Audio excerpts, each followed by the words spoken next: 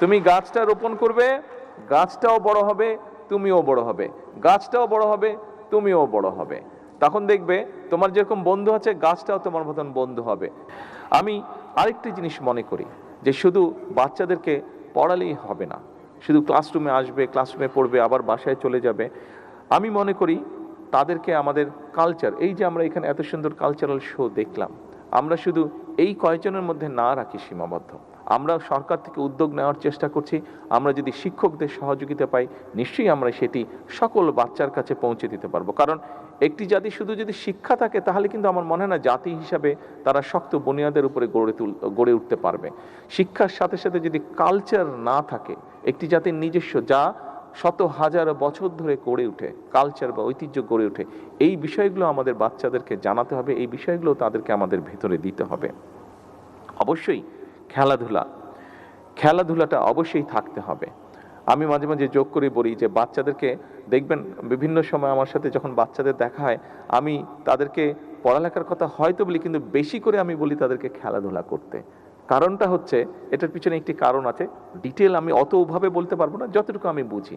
এবং আমরা জিনিসটা সবাই জানি, আমরা যখন খেলাধুলা করব, দৌড়াদৌড়ি করব, স্বাভাবিকভাবে আমাদের রক্ত চলাচল বাড়বে, আমরা শ্বাস নিব এবং রক্তের মধ্যে অক্সিজেন বেশি যাবে। অক্সিজেন যখন বেশি যাবে, রক্ত চলাচলটা আমাদের ব্রেইনের মধ্যেও যাবে, এবং ব্রেইনের মধ্যে যখন যাবে, ব্রেইনটা মোর এফেক্টিভ হবে যখন সে মোর অক্সিজেন পাবে।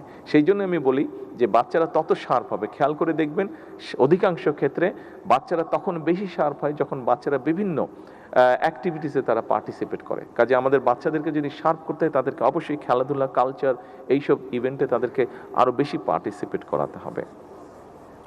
আজকে প্রথমেই বক্তব্যের শুরুতে বললাম যে আজকে আমি একটি বৃক্ষের চারা রোপণ করেছি, একই সাথে বহু স্কুল কানেক্টেড ছিল। আমার সামনে একটি বড় মনিটর ছিল, এত বড় না, আর ছোট মনিটর ছিল, সেখানে প্রায় অনেকগুলো স্কুল কানেক্টেড ছিল এবং প্রায় 2 লক্ষ বৃক্ষ আমরা রোপণ করেছি।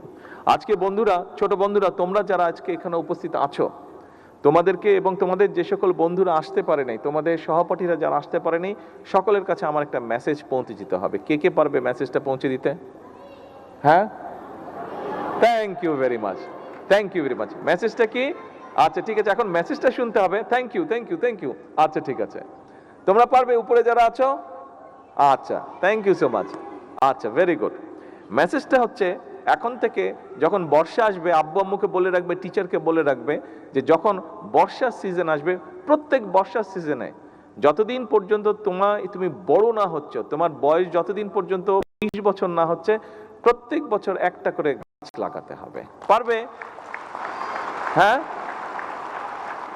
তুমি গাছটা রোপণ করবে, গাছটাও বড় হবে, তুমিও বড় হবে, গাছটাও বড় হবে, তুমিও বড় হবে।